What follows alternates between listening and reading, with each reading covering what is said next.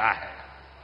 आज आरोग्य से जुड़ी भारत की रणनीति के 5 स्तंभ हैं। पहला, प्रिवेंटिव हेल्थ केयर, यानी बीमारी होने से पहले का बचाव। दूसरा, समय पर बीमारी की जांच। तीसरा, मुफ्त और सस्ता इलाज, सस्ती दवाएं।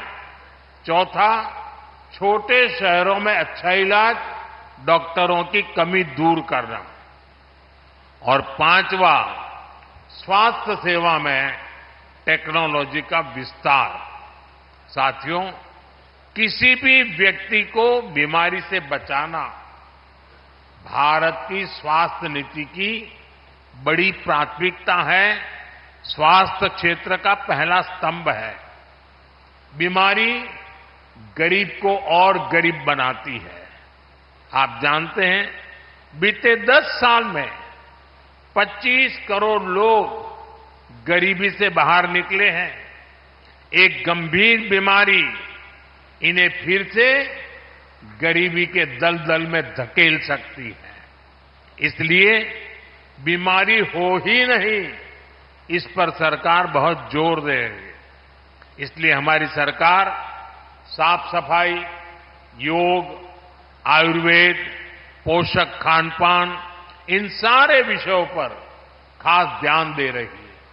हम टीकाकरण अभियान को भी ज्यादा से ज्यादा घरों तक ले गए हैं।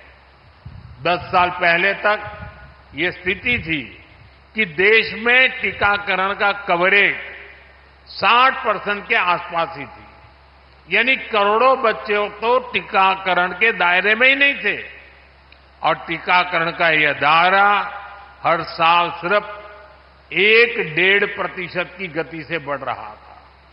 अगर ऐसा ही चलता रहता तो हर क्षेत्र को, हर बच्चे को टीकाकरण के दायरे में लाने में 40-50 साल और लग जाते। आप कल्पना कर सकते हैं कि ये देश की नई पीढ़ी के साथ कितना बड़ा अन्याय हो रहा था। इसलिए सरकार बनने के बाद हमने बहुत ही बड़ी प्राथमिकता के बच्चों के टीकाकरण को दी, उसकी कवरेज बढ़ाने को दी। हमने मिशन इंद्रधनुष शुरू किया। हमने एक साथ कई सारे मंत्रालय को इस काम में लगाया। नतीजा ये आया कि न केवल टीकाकरण कवरेज की दर बढ़ी, बल्कि ऐसी करोड़ों गर्भवती महिलाओं का, करोड़ों बच्चों का टीकाकरण हुआ जो पहले इससे छूट जाते थे। भारत ने टीकाकरण पर जोर दिया। उसका बहुत बड़ा फायदा हमें कोरोना के दौरान मिला।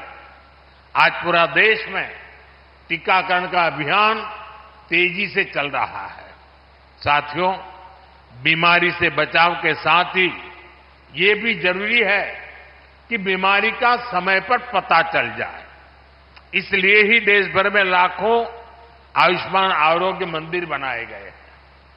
इससे कैंसर, डायबिटीज जैसी अनेक बीमारियों का शुरुआत में ही पता लगना संभव हुआ है।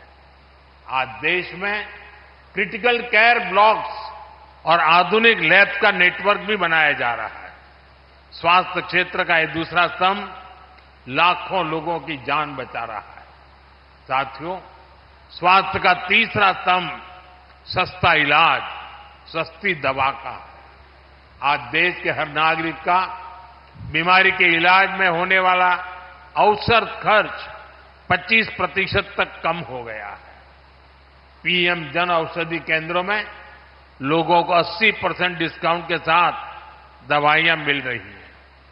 हार्ट स्टेंट हो, नी इम्प्लांट हो, कैंसर की दवाएं हो, इनकी कीमत बहुत कम की गई है। गरीबों को 5 लाख रुपए तक का मुफ्त इलाज देने वाली आयुष्मान योजना उनके लिए संजीवनी साबित हुई है। देश में अब तक 7.5 करोड़ से अधिक मरीज मुफ्त इलाज का लाभ ले चुके हैं और अब तो ये सुविधा देश के हर परिवार के बुजुर्ग को भी मिलने लगी है। साथियों, स्वास्थ्य क्षेत्र का चौथा स्तंभ इलाज के लिए दिल्ली, मुंबई जैसे बड़े शहरों पर निर्भरता कम करने वाला है। एम्स हो, मेडिकल कॉलेज हो, सुपर स्पेशलिटी अस्पताल हो, बीते दशक में छोटे शहरों तक ऐसे अस्पताल हमने पहुंचाए हैं। देश में डॉक्टरों की कमी को दूर करने के लिए बीते दशक में मेडिकल की हजारों नई सीटें जोड़ी गई हैं। अब हमने तय किया है कि आने वाले 5 साल में 75,000 और सीटें जोड़ी जाएगी। साथियों, स्वास्थ्य क्षेत्र का 5वां स्तंभ टेक्नोलॉजी के माध्यम से स्वास्थ्य सुविधाओं को और सुलभ करने वाला है। आज डिजिटल हेल्थ आईडी बनाई जा रही है। ई संजीवनी ऐप जैसे माध्यमों से घर बैठे ही मरीजों को परामर्श की सुविधा दी जा रही है। मुझे खुशी है कि अब तक 30 करोड़ से ज्यादा लोग ई संजीवनी ऐप की मदद से कंसल्टेशन ले चुके हैं। हम ड्रोन टेक्नोलॉजी से भी स्वास्थ्य सेवाओं को जोड़ने की तरफ आगे बढ़ रहे हैं।